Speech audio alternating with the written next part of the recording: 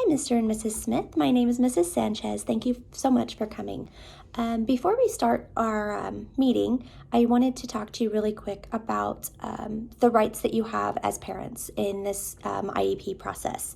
So first off, you have the right to give your child a free and appropriate education. Your child can have free access to education, no cost to you, and it will be appropriate education for their unique circumstances. You will be notified before we do any evaluations. So if the general education teacher, the special education teacher, or anybody else in the building feels that it would be beneficial to do an assessment, an evaluation, should I say, on your child, we will contact you first to get consent. And then if on the other end, if you feel like there's some type of evaluation that needs to be done, you have the right to contact us and request that evaluation to be done. And if it's something that the school is able to do, then we would gladly do it for you. You will also be given any documentation that we discuss, any documentation that's done.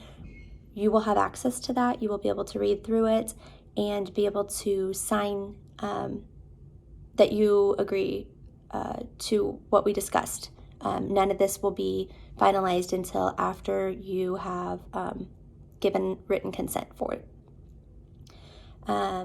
You can also decide if you wish after this to seek an independent evaluation. So you can go out and get an evaluation done outside of the school if you desire to. That is a right that you have. You can also request a reevaluation at any point if you feel like it's necessary. And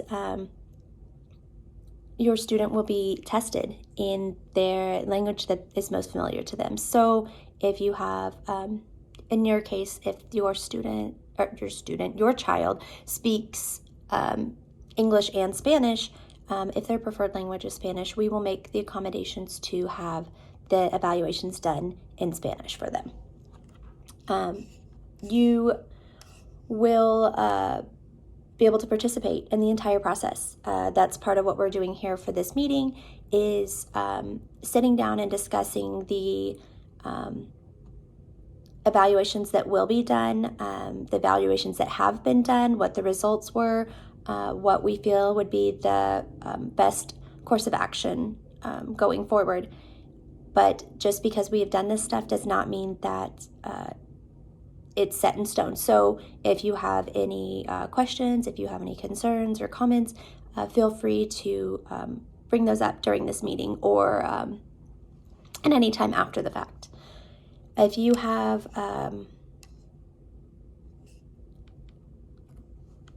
an issue with something and you don't feel like it is resolved, you do have a right to request a hearing with